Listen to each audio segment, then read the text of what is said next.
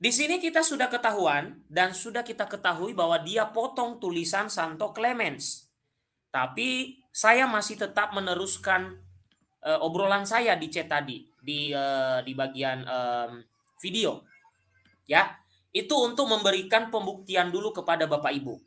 Ingat Bapak Ibu, kata kuncinya adalah perbuatan tidak terlepas dari iman. Ya. Seperti dalam Matius 7 ayat 21-22 Bapak Ibu. Yesus mengatakan bukan setiap orang yang berseru-seru kepadaku Tuhan Tuhan akan selamat. Tetapi mereka yang melakukan kehendak Allah. Artinya apa? Yang berseru-seru kepadanya sebagai Tuhan kan berarti mengimani Yesus. Beriman kepada Yesus. Tetapi apa yang dia katakan? Nggak cukup. Kamu harus berbuat apa yang dikehendaki Bapa. Sehingga di bagian akhir perikop itu dikatakan, aku tidak mengenal kamu, hai kamu semua pembuat kejahatan. Artinya apa? Perbuatan jahat, sekalipun Anda beriman, ya Tuhan nggak bisa mengatakan, ya udah nggak apa-apa, kamu buat jahat aja. Ya, karena dalam Ibrani 10 mengatakan, setelah kita mengenal kebenaran dan dimerdekakan oleh kebenaran, tetapi kita masih terus berbuat dosa, tidak bertobat, ya kita akan menghadapi takhta penghakiman. Ya, nggak ada save by faith alone, nggak ada save by work alone, nggak ada itu. Oke? Nah ini bagian ini yang dipotong. Nah saya lanjutkan apa yang saya obrolin di sini. Lalu saya beritahu dia bahwa dia itu memotong tulisan Santo Clemens dari Roma. Saya beritahu dia di situ saya bilang tulisan Anda itu justru hasil mutilasi. Oke, tulisan sebelumnya itu ini. Nah, saya tunjukkan.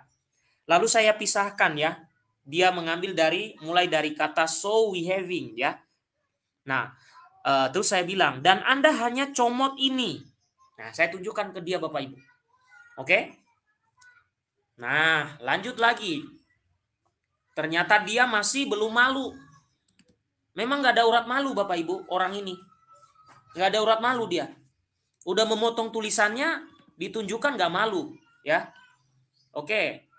Lalu dia membantah, dia bilang begini. Dia bilang begini, kenapa Abraham diberkati? Yaitu karena iman yang berasal dari anugerah Allah saja. Yaitu karena dipanggilnya, predestinasi, sinkron dengan Ibrani 11. Jika Anda menganut save by work, so seberapa besar usaha perbuatan baik yang harus Anda lakukan supaya selamat? Coba jawab yang jelas, tolok ukurnya. Nah, oke, saya tanggapi dulu yang bagian ini Bapak Ibu. Tadi di surat Clemens tadi, apa yang dikatakan di situ Bapak Ibu? Justru di situ tidak menolak grace, tidak menolak anugerah Allah. Celakanya Bapak Ibu, mohon maaf ya.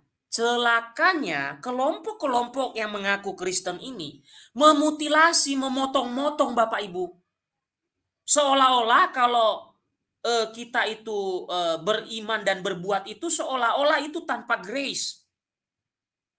Padahal kan satu kesatuan semuanya itu Bapak Ibu. Tuhan memberikan grace kepada orang. Lalu orang itu beriman.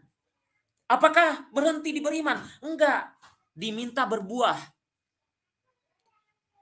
Nah, celakanya mereka potong-potong itu. Ya, di sini dikatakan, kenapa Abraham diberkati? Yaitu karena iman yang berasal dari anugerah Allah. Emang siapa yang menolak? Nggak ada yang menolak. Tapi kalau merujuk kepada suratnya Clemens tadi Bapak Ibu, justru begini, jawabannya di sini begini. Mengapa Bapak kita Abraham diberkati? Bukankah karena perbuatan keadilan dan kebenarannya yang dikerjakan dalam iman? Ingat, saya tegaskan lagi Bapak Ibu. Perbuatan tidak terpisah dari iman. Makanya di sini di suratnya Clemens itu mengatakan ya, Bukankah karena perbuatan keadilan dan kebenarannya yang dikerjakan dalam iman? Artinya apa? Perbuatan dan iman itu satu. Satu. Itu sama dengan ajaran Kristus, Bapak Ibu. Kasihilah sesamamu manusia. Kalau kita baca gampang. Tapi tolong ditanya kepada yang menyebut diri hamba Tuhan. Kasihilah sesama manusia itu bisa diwujudkan di perbuatan tidak? Bisa. Apakah hanya sekedar kata-kata khotbah di mimbar? Bisa jadi. Tapi kata-kata itu, kalimat itu kan harus ada wujud. Nah, terus kalau ada yang mengatakan tidak perlu perbuatan, faith alone pasti selamat. Bagaimana itu pemikirannya? Yesus saja mengajarkan kok bahwa faith itu tidak bertentangan dengan perbuatan, apalagi perbuatan dikerjakan dalam iman. Ya. Itu. Nah, justru di sini seolah-olah saya itu menolak grace. Oh, tidak. Sorry kawan. Saya tidak menolak itu. Ya. Saya tidak menolak itu. Tapi justru kalau Anda menunjuk kepada surat Clemens, justru di situ ditekankan bahwa ada perbuatan yang dilakukan Abraham dalam iman. Berarti apa? Kalau perbuatan dilakukan dalam iman, atau iman dan perbuatan itu adalah satu paket, itu nggak bisa dimutilasi. Itu nggak bisa dipisah-pisah. Ya kalau kalian mutilasi silakan aja. Ya, kan sudah ketahuan di sini. Ternyata suka memotong-motong tulisan Bapak Gereja Katolik lagi, Paus lagi. Ya. Lalu dia mengatakan jika Anda menganut save by work, tadi saya sudah tegaskan, Gereja Katolik mengutuk ajaran save by work yang diajarkan Pelagius pada abad keempat kurang lebih. Gereja Katolik sudah mengutuk duluan ajaran itu. Bahwa save itu, keselamatan itu karena perbuatan. Perbuatan semata, tanpa iman. Gereja Katolik selalu mengatakan, save by faith and work. Kenapa harus ada work? Karena itu buah dari iman. Ya, Bapak Ibu, itu buah dari iman. Karena ada yang beriman tapi buahnya busuk.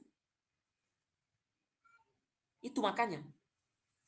Sehingga Kristus memberi perumpamaan tentang pohon ara yang tidak berbuah.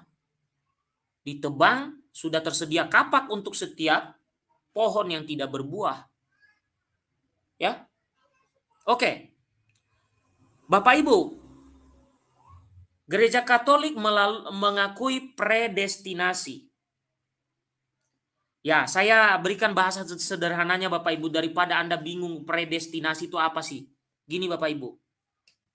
Mengakui bahwa Tuhan itu dia bisa menentukan beberapa tokoh-tokoh iman itu sudah pasti selamat. Dia bisa menetapkan orang-orang tertentu yang sudah pasti ia selamatkan.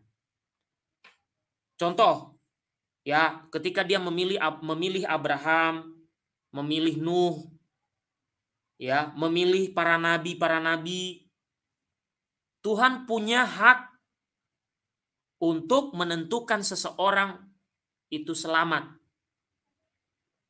Oke? Baik ya Bapak Ibu, itu ya.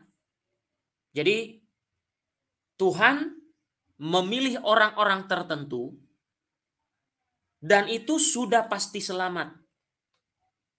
Oke, mudah-mudahan saya tidak salah. Kalau salah nanti tolong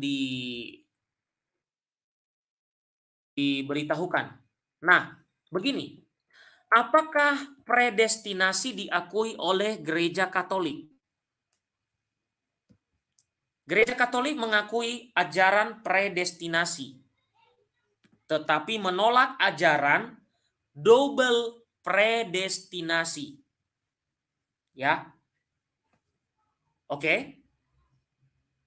Kenapa? Ajaran double predestinasi adalah ajaran heresi. Karena double predestinasi Bapak Ibu mengajarkan bahwa Tuhan juga menentukan seseorang atau orang tertentu masuk neraka sejak semula. Saya ulangi lagi supaya Bapak Ibu sederhananya begini. Predestinasi adalah setiap keputusan dari kehendak ilahi terhadap orang tertentu. Dalam Summa Theologia yang ditulis oleh Santo Thomas Aquinas, ya, dikatakan bahwa Tuhan Allah punya keputusan kehendak ilahi untuk menentukan orang-orang tertentu sejak semula pasti selamat. Contoh, Bunda Maria, para rasul, para nabi, dan lain-lain. Itu ajaran predestinasi yang diakui oleh Gereja Katolik. Tapi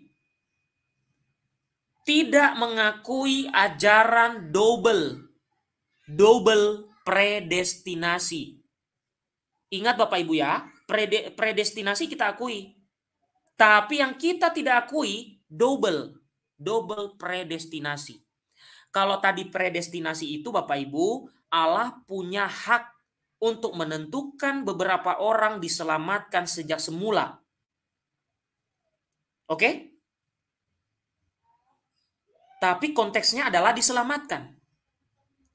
Sementara double predestinasi mengajarkan bahwa Tuhan juga yang menentukan Anda semua masuk neraka. Saya ulangi lagi.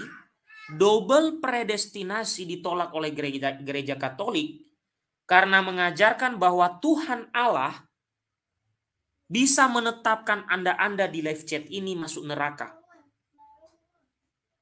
Dengan kata lain, yang menentukan masuk neraka dalam ajaran double predestinasi adalah Tuhan.